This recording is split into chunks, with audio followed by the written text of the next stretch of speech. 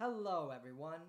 You know me, my name is Paul Krause, and today we're going to explore a way to understand the evolution of Greek poetry and literature and how it actually gave rise to philosophy, and how Greek philosophy, especially with Plato, isn't actually rejecting Greek literature and poetry. Many people falsely believe that Plato was an enemy of poetry, because in the Republic, Socrates declares that in the ideal city, the poets would be banished. All serious classicists and scholars know that this is misleading for a number of reasons. First and foremost, Plato actually wanted to be a dramatist himself. He wanted to be a playwright before turning to philosophy. And if you read Plato's own dialogues, they are written in dramatic form. They are not written in the philosophical verse of the fragments that we have of Pythagoras, the Ionian metaphysicians, and even the philosophical tradition that came after Plato. In fact, Plato uses all the conventions, all the tropes, and all the styles of Greek drama. He uses imagery. He employs mythos, the great story, or what we call myth, to communicate his philosophy. He draws on and uses literary styles like foreshadowing, irony, and satire. Why do we remember Plato? Because Plato told us stories. Stories that are very similar indeed to the entire dramatic tradition that came before him. Plato wasn't an enemy of poetry as such. He was an enemy of the message that the previous poets and dramatists were communicating. This, rather than drama or poetry per se, was Plato's actual target. He was rejecting the immoral message of the poets and the playwrights and the irrationality of the poets and the playwrights, rather than poetry itself.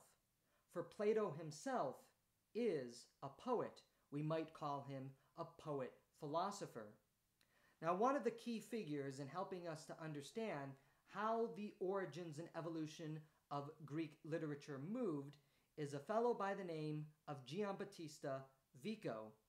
Vico was an Italian scholar who lived in the 1700s, and he wrote this very important work called The New Science, which explored the origins and evolution of human society and consciousness.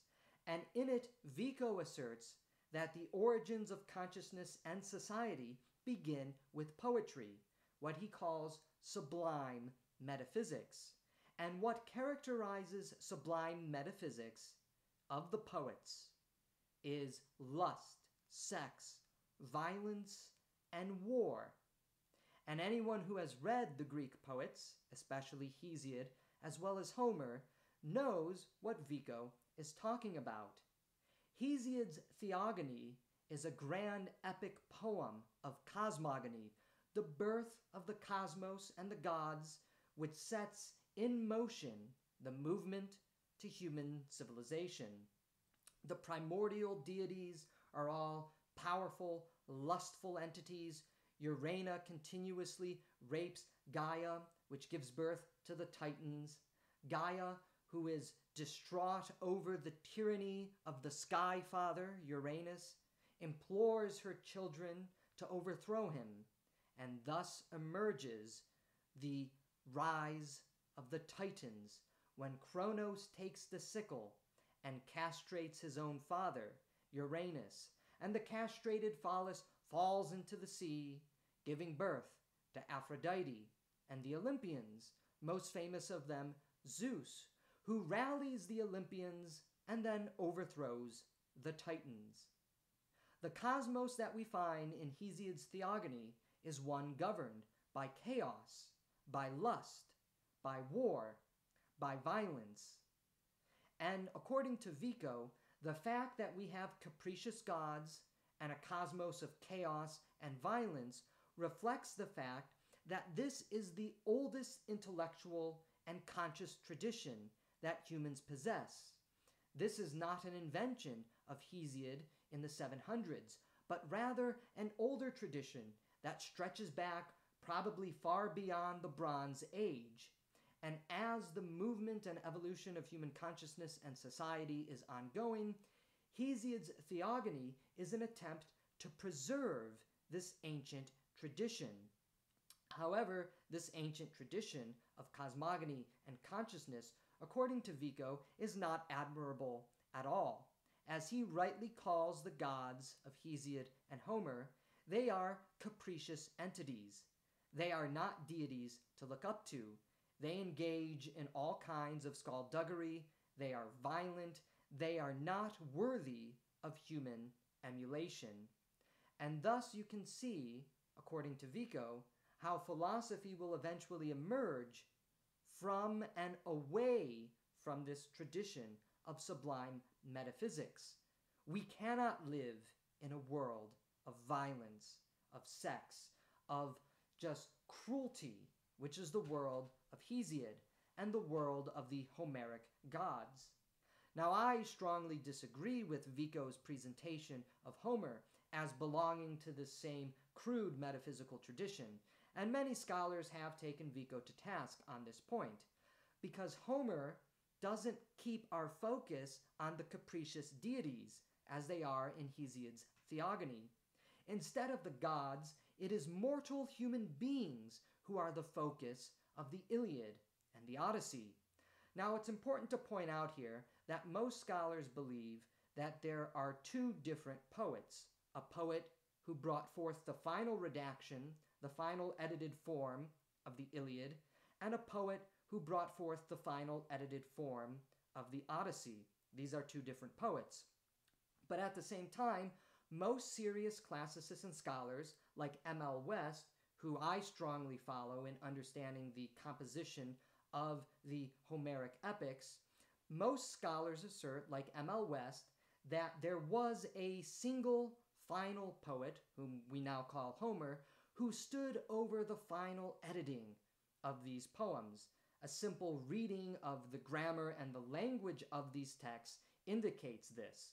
So for those of you who were taught the 7th grade story that it was just an oral tradition, that is somewhat misleading.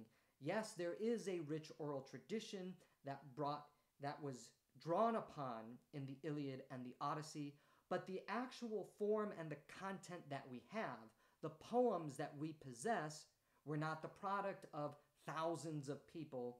They were the final edited redaction of a poet, whom we now call Homer.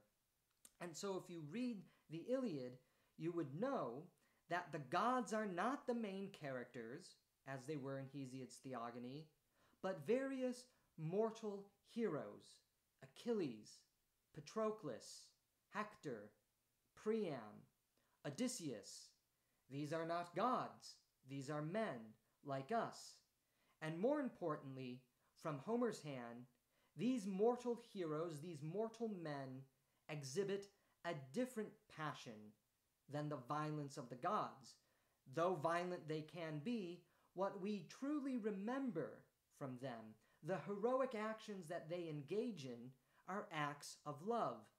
The love of Hector to his family, the love of Patroclus to his wounded comrades, the forgiving love that Achilles shows and bestows to Priam in his tent, which brings about that most remarkable conclusion in this epic of war, which ends not with the Trojan horse and the burning and the destruction of Troy, but with the burial and the funeral of Hector, bestowed and granted through an act of peace, peace that came from an act of love.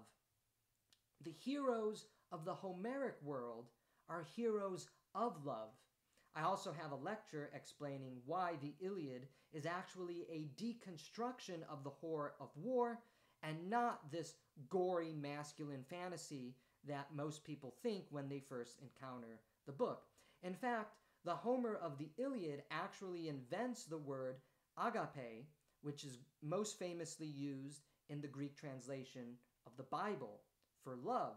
The Greek translators in Alexandria, when they were trying to find a word for Hesed, the Hebrew word for love used in the Hebrew Bible, they turned to Homer and they drew on the various words that have that cognate, agape, as the word for loving kindness and compassion, because that is exactly what we find in Homer's Iliad. This story of human love and human compassion is again carried forth in the Odyssey. Odysseus rejects the passionate lust and the lustful immortality offered by the goddesses, the divinities, and instead he chooses mortality, but immortal love, because that is the only true love, according to Homer. Mortal love found in a family, his wife Penelope and his son Telemachus. So with Homer begins the great humanistic revolution in Greek consciousness, the shift away from the gods and towards us, towards humans, which is carried forth by the great dramatists of Golden Age Greek literature, Aeschylus, Sophocles, Euripides, and of course, Aristophanes. And here we begin to see the wrestling with the theme of love and justice, justice and power. In Hesiod's Theogony, justice is simply whoever is the strongest, and whoever is the strongest is deserving our praise. Thus, all praise to Zeus, as the poem begins. In Homer, what is praised is not martial virtue, but heroic acts of love, culminating again in that heroic moment in the tent of Achilles, when Achilles forgives his enemy he has just vowed to wipe away from the earth and grants peace to the world. Love and justice is the same themes that are being communicated in the dramas of Aeschylus, Sophocles, Euripides, Aristophanes, most famously in the Oresteia, in Antigone, the war plays of Euripides. They inherit the cosmos of love, of the erotic that comes from Homer, but they are unable to provide a real enduring solution to this problem. Because if you've read the Oresteia, if you've read Antigone, if you read the other Theban plays, if you've read the war plays of Euripides, although love is what is governing our principal characters, they usually result in death, destruction, and violence, yet again, because the passion of love leads us to revenge. That is what happens in the Oresteia. That is what happens in Antigone.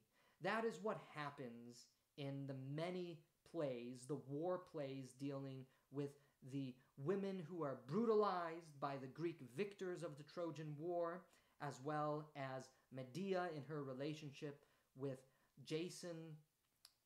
What the dramatists are wrestling with is the drama of love and justice. They understand that love is a very powerful force in the cosmos, but they are unable to reconcile that with the demands for justice. Thus, even though the cosmos of love is in fact very far removed from that cosmos of lust and violence and war that we get with Hesiod, the end result is unfortunately the same. The calling forth for revenge, being overwhelmed by that passion, that love which turns to vengeance, and how vengeance produces death and destruction. Plato is inheriting this entire tradition of Greek drama, poetry, and literature.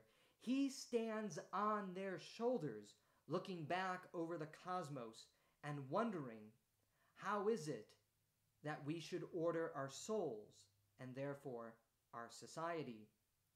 The cosmos of chaos and war, which is only tempered through strength and violence that is given to us by Hesiod, is restated by Thrasymachus in the Republic. And this is no world to live in, because we are all ultimately just brutalized by whoever is the strongest. Justice is whoever is the strongest.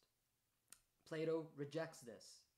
Plato is also looking at the cosmos of love given to us by Homer, Aeschylus, Sophocles, Euripides. He rejects where Aristophanes took the dramatic tradition. Aristophanes is much like a contemporary postmodernist. He is a satirist. He lampoons the entire Greek literary tradition, saying that your desire for love, your desire for justice is all a fraud. In fact, Hesiod was right all along. Our world is just one of violence, and you got to do what you got to do in order to get by. But again, this is no way to live. Socrates was actually friends with Aristophanes, and thus Aristophanes is a major figure in the Symposium, and his ideas are indirectly and directly confronted by Plato. So what Plato was actually doing in confronting the poets wasn't confronting poetry per se, but he was confronting the message, the communication that the poets and the dramatists had given to Greek society. If you follow Hesiod and Aristophanes, you will end up in a world of lust, sex, violence, war, conquest. Might makes right. This is not a world we want to live in. If we follow Homer and Aeschylus and Sophocles and Euripides, yes, we see a world of the erotic, of love. Yes, within that are great moments of compassion and kindness, but ultimately they end up resulting in death and destruction. Even though Homer's Iliad ends with the funeral of Hector and a note of peace bestowed from Achilles to Priam so that they can bury Hector, we know how the rest of the story goes. Troy is still destroyed. The women who suffer from the hands of the plunderers, as Euripides shows in his plays, they are victimized, brutalized.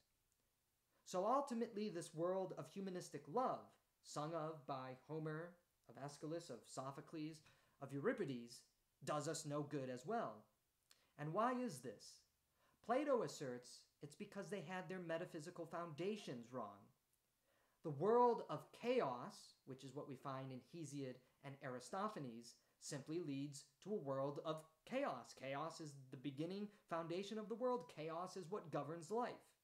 The world of Eros, presented to us by Homer, by Aeschylus and the other dramatists, is an escape from the chaos and the violence of the Hesiodic cosmos. But it is ultimately no escape, because it was unable to overturn the metaphysical foundation of chaos. At the end of the day, chaos still reigns supreme.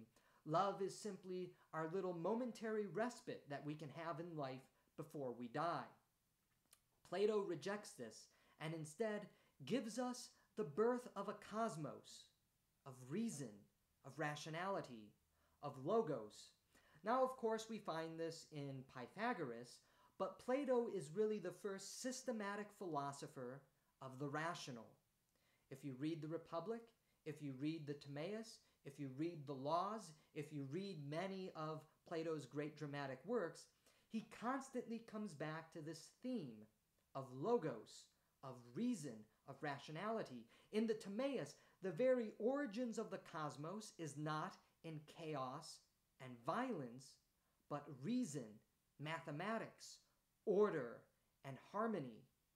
And we, because we have rational souls, which is what your soul actually is when you study Greek philosophy as well as Christian theology, the soul is understood to be the rational intellect, the rational part of your mind.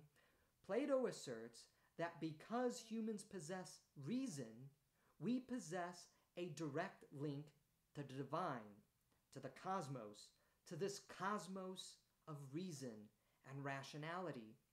And being able to understand reason and rationality, we are able to come into conformity with the cosmos and produce order and harmony through reason.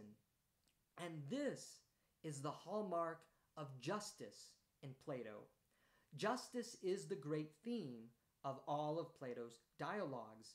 Justice is not brought about by rule of the strong, as it is in Hesiod, Aristophanes, as represented by Thrasymachus. Justice is not found in some divine law handed to us by the gods, as is what Cleinias says in the Laws. Justice isn't even the love that we show to other human beings, as is attempted to be construed in the Symposium by the various figures who are not Socrates. Plato doesn't reject the world of love, but he transforms it. You see, the problem, Plato tells us, with the love offered in Homer and the Greek dramatists was it was a love divorced from the intellect. It was a love that was only ever expressed and communicated bodily. Plato is able to therefore take the love that governs the dramatists, a love that he does in fact think moves the cosmos in some fashion, but that it is only an intermediary bridge. It is the intermediary bridge to the rational life. And thus you see how Plato, in dialoguing and wrestling with the poetic and dramatic tradition, gives rise to a new cosmos, a new consciousness, a new civilization, one founded on reason and rationality. And this brings us back to Vico. The birth of philosophy, the movement away from the sublime metaphysics of poetry, is reason. And this does not occur in a vacuum. In fact, it is not, as we are often crudely presented, this tension between philosophy on one side and drama and poetry on the other. No, Plato offers us a bridge that brings together poetry and philosophy to offer us a poetic philosophy. The cosmos of the poets, the cosmos of the Greek dramatists, did contain some truth within it. But the problem was that their starting point was inaccurate. If we have a cosmos whose origin is simply chaos, then we will live in a society where chaos is the governing principle. But if the origins of the cosmos is in reason, in rationality, we can choose through our own free will and through our knowledge of the cosmos, we can choose to come into communion with reason itself. And this, of course, is a social endeavor. Plato was dialoguing with the poets and the dramatists. Socrates was always engaged in dialogue with others. Plato did not just invent philosophy out of thin air. Reason was not invented out of thin air. It came through the hard, arduous struggle and dialectic and wrestling with poetry and drama. And this is something that we, as 21st century readers of the classics, of the Greek tradition, should ought to be filled with such great inspiration when we recognize. For we too are dialoguing with the great questions, the great movement of human consciousness, which governs our souls and ideally governs our societies.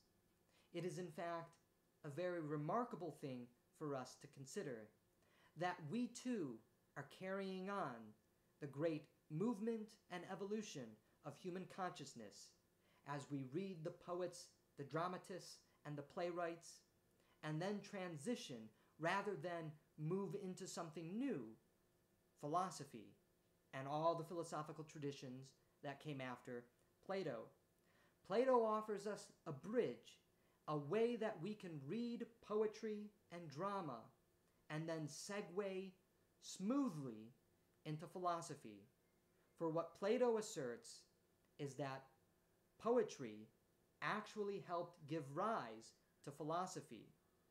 It was the message, it was the morality that was communicated by the poets that Plato ultimately rejected, and not drama and poetry per se, because Plato understood that humans are storytelling animals and that we are imagistic animals. We learn by images and we learn by stories. And in order to communicate this new cosmos and this new world of reason and rationality, Plato told us stories, and Plato gave us images. Stories and images that everyone familiar with the dramatic and the poetic tradition would have understood and would have understand. Take the laws as our final example. The myth of Kronos that everybody would have been familiar with in Hesiod is not the myth of Kronos that Plato gives us in the laws. But Plato still presents a myth, a story of Kronos.